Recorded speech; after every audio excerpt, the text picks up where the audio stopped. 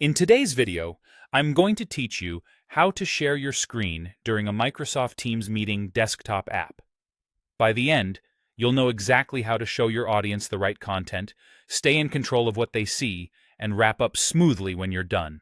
First, join the Teams meeting on your laptop or PC. Once you're in the call and can see the meeting window, look for the meeting toolbar.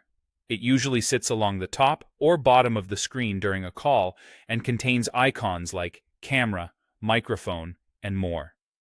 Click the Share icon. It's the one that looks like a rectangle with an upward arrow. That opens the sharing panel with several options.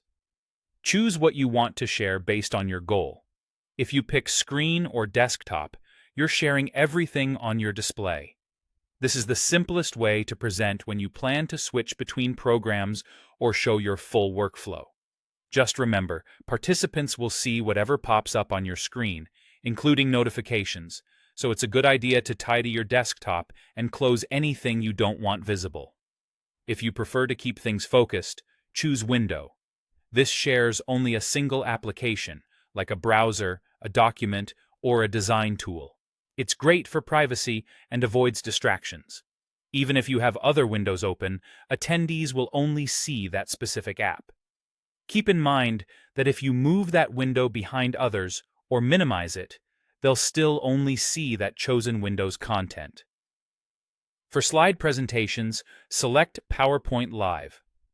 This lets you present slides interactively with smooth navigation and helpful presenter tools. You can see your notes and upcoming slides without your audience seeing them, and the transition between slides looks polished.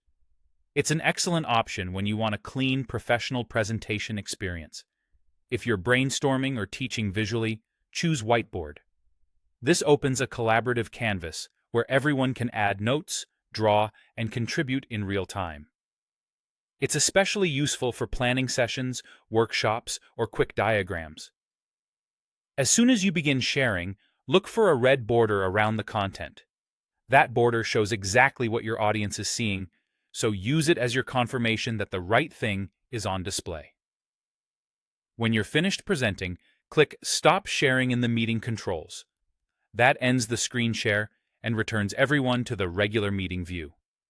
Take a quick moment to confirm you're no longer sharing before moving on. That's all it takes to share your screen effectively in Microsoft Teams. With the right options selected and a bit of preparation, you'll present confidently every time.